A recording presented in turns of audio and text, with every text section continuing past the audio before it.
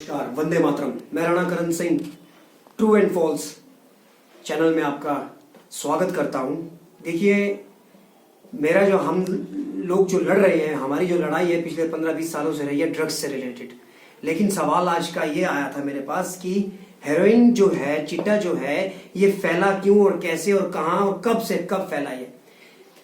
देखिए, मैं आपको एक बात पहले बताना चाहता हूं कि जो ये इसका जो गढ़ है ना, मेन हब था अफगानिस्तान। रशिया ने जब कब्जा किया था ना अफगानिस्तान के ऊपर, जो कोल्ड वॉर चल रहा था रशिया और अमेरिका का, तो रशिया ने इसको सबसे पहले इंट्रोड्यूस किया था अमेरिका की मार्केट में। तो उस वक्त मतलब जो उनके सेलिब्रिटीज थे, जो उनके सिंगर्स हुआ करते थे, 1970s की बात कर रहा हूं मैं, 70s 80s के बीच के, तो उस वक्त जो रॉक बैंड्स हुए, जिम मॉरिसन, मतलब ऐसे ऐसे बैंड्स थे, फेमस बैंड तो थे, रॉक स्टार्स होते, फिल्म स्टार्स होते, कुछ एक लोगों ने करना शुरू कर दिया। और पीछे कई सालों से इसमें लड़ाई रही है, ठीक है। तो लड़ते लड़ते वो लोग यहां तक आ पहुंचे कि कोई हल नहीं निकला। अब सबसे पहले जो भारत में आना शुरू हुआ, सबसे पहले जो नाइजीरियंस थे, वो नवादा, दिल्ली, वहां से इनकी सप्लाई हुआ करती थी, ठीक है। कुल्लू मनाली में आज से 10-15 साल पहले कुछ एक नाइजीरियंस आते थे, बेचते थे, फिर वो चले जाते थे यहां से। लेकिन धीरे धीरे क्या हुआ, जब ये फैलती गई, इसने धीरे धीरे अपना मतलब कि एरिया, अपने लोगों को पकड़ लिया, जकड़ लिया, जैसे उनमें से हम लोग भी थे, है ना। तो जब वो लोग नवादा से शुरू होते थे बेचना, तो हम लोग भी जाया करते थे नवादा, दिल्ली एक शहर था वहां पर। लेकिन देखिए, कोई भी चीज होती ना, समय लगता है उसको फेमस होने में। ये धीरे धीरे फैलती गई, फैलती गई, फैलती गई। फिर उन्होंने क्या किया कि बॉर्डर लाइंस पंजाब को हिट करना शुरू कर दिया। पंजाब क्या था, उस समय जूझ रहा था प्रॉक्सीपन कैप्सूल से, कफ सिरप से, नाइट्रोसन से, ठीक है, पेन किलर से, इन दवाइयों से जूझ रहा था पंजाब उस वक्त। ये अर्ली 95 के बाद का समय, 95 से लेकर के 2010 का समय की मैं बात कर रहा हूं। पंजाब उस समय इस चीज से जूझ रहा था। मुझे आज भी याद है, अपनी यूजिंग के डेज में मैंने खुद ने तरन तारन से उस समय 200 या 300 रुपए में ये ग्राम का पैकेट खरीदा था। तब वो क्या कर रहे थे, इसको लॉन्च कर रहे थे, ठीक है। जब उन्होंने इसको लॉन्च कर दिया, जब लड़के एडिक्ट हो गए, तो उन्होंने पैसों की डिमांड रखी। और वो जो व्यक्ति जो बेच रहे थे इसे, तो उनको क्या लगता था कि इसमें इन्वेस्टमेंट बहुत कम है और मुनाफा बहुत ज्यादा है, ठीक है। तो उन्होंने क्या किया कि पहले तो फ्री में दिया, फिर 250-300-500 रुपए में, फिर वैसे ही आज की डेट में पंजाब में ये 3500, 4000, 5000 रुपए ग्राम के हिसाब से बिक रहा है, जिसमें युवा खत्म हो गया। तो यह है हेरोइन, ठीक समझ रहे हैं आप लोग जो मैं कहना चाहता हूं। तो ये सवाल जब था, तो पहले समझिए ये चीज क्या है। इसकी जो यूजिंग है, बंदा 5 से 10 बार या 8 बार लेने के बाद इसका आदी हो जाता है, ठीक है। और सबसे बड़ा जो शिकार जो होता है, वो होता है मिडिल क्लास फैमिली का बंदा। अमीर तबके का बंदा क्या वो करता है, वो तो अपना इलाज कहीं भी किसी भी संस्था में जाकर के करवा लेगा। जो मिडिल क्लास का बंदा है, जिसके घर का खर्चा 25 से 30 हजार रुपए है, चल रहा है, वो बच्चा क्या करता है, फिर जब इसके लत में पड़ गया, तो वो क्या करेगा, जाकर के लड़ना शुरू करेगा। घर मुझे पैसा दो, मुझे ये चाहिए, वो बेचना शुरू कर देगा। घर का सामान ले जाएगा, टीवी ले जाएगा, लोहा ले जाएगा। कुछ तो ऐसे देखे गए मैंने, ऐसे केसेस थे कि बच्चों ने ना ग्रिल्स, लोहे के ग्रिल, खिड़कियां तक बेच दिया, दरवाजे तक बेच दिए। उन माँ बाप को मैं ये बोलना चाहूंगा, यदि आपको लगता है कि पिछले 5 सालों से आपका बेटा हेरोइन एडिक्ट है, चिट्टे की एडिक्शन में, ड्रग एडिक्ट है, तो उसके नाम कुछ मत कीजिए। ना जमीन, ना घर, ना गाड़ी, कुछ मत कीजिए, ठीक है।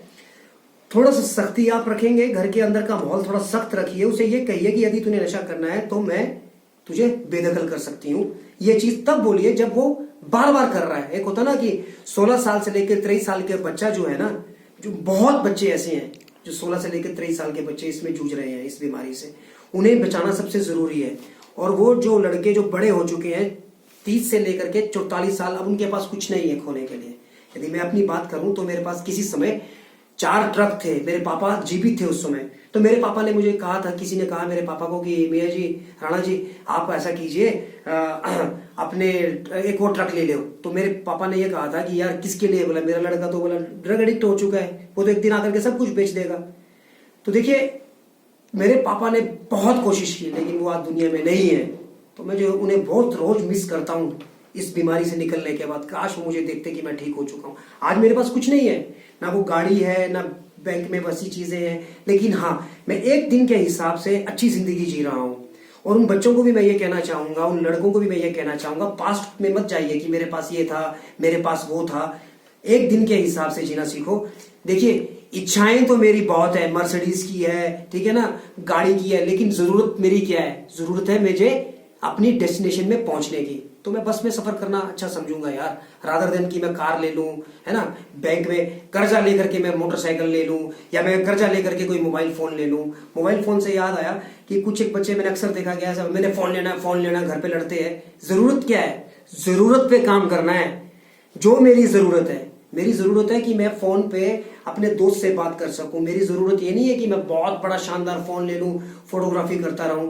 वो मेरी इच्छा और जरूरत, इस डिजायर है ना, मेरी इच्छाएं तो बहुत है। मेरी तो दुबई जाने की इच्छा है, लेकिन जरूरत क्या है? जरूरत नहीं है। जरूरत मुझे काम की है इस वक्त।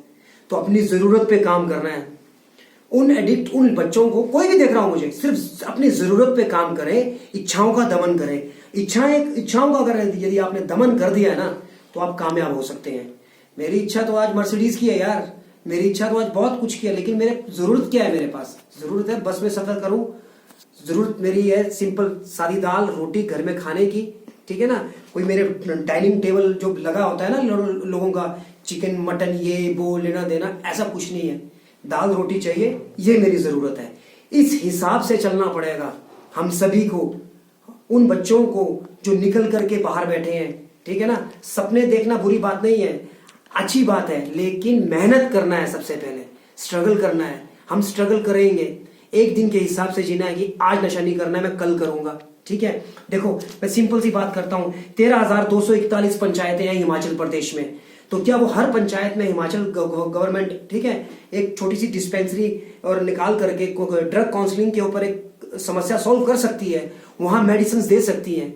नहीं दे सकती है। हो सकता है ये चीज, बहुत आराम से ये चीज हो सकती है, ठीक है।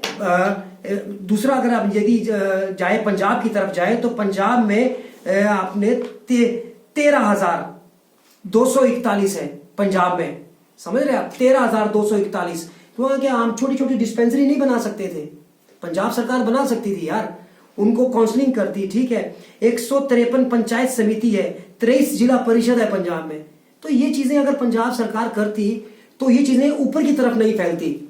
वो अवेयरनेस पे आते हैं, उनको पता है कि एक ड्रग एडिक्ट क्या होता है, कि सुबह उठना उसका मुश्किल हो जाता है। वो क्या करते हैं कि उनको मेडिसिन प्रोवाइड करवाते हैं, है ना, एडिक्शन से रिलेटेड छोटे छोटे कैंप्स लगाते हैं। वैसे हिमाचल प्रदेश में भी हो सकता था। 13,615 है और 12 जिला परिषद है, नगर निगम हमारे पास एक है। तो हॉस्पिटल की बजाय यदि हम गांव गांव में ही मैसेज पहुंचाना है, तो पहले ग्राम पंचायतों को पकड़ना पड़ेगा। यही चीज मैं कहना चाहूंगा। और एक दिन के हिसाब से चलना है कि आज के दिन उन बच्चों को बोलना चाहूंगा मैं, देखिए आज के दिन के हिसाब से चलो। ये जो मैंने आपको कहा है ना कि पंचायत, इतनी पंचायतें हमारे पास है, देखिए अगर यूपी की आए तो नगर परिषद नगर पालिका यूपी में 200 है, समझ रहे आप? तो आपने अगर अवेयरनेस, सरकार से मैं ये कहना चाहूंगा, मेरी राज्य सरकार जो हमारी हिमाचल गवर्नमेंट है, सर देखिए 3,615 जो हमारे पास है, ठीक है, वहां पर हम हर गांव में एक डिस्पेंसरीज में एक छोटा सा बूथ हो, ठीक है जी। उससे हमको यह पता चल जाएगा कि हमारे पास ड्रग एडिक्ट है, उन्हें कोई बीमारी तो नहीं है, उन्हें HIV तो नहीं है, उन्हें हेपेटाइटिस C तो नहीं है। ये चीजों का पता लगाना बहुत जरूरी है आज की डेट में। तो ये आपके ऊपर है सर, और बाकी 70% हमारे खुद के ऊपर है।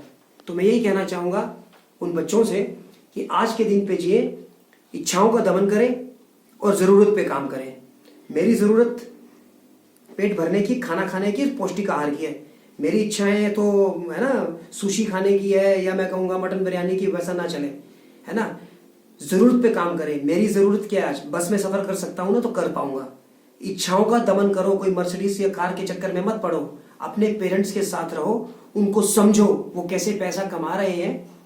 और प्लीज देखने वालों सब्सक्राइब करो, शेयर करो। अगर आपको लगता है कि मैं सोशल मैसेज आज आगे पहुंचाना चाहिए तो प्लीज पहुंचाए। आज का हमारा टॉपिक था हालात, ठीक है, और इच्छाओं का दमन करना और जरूरत पे काम करना। धन्यवाद। जय हिंद, जय हिमाचल।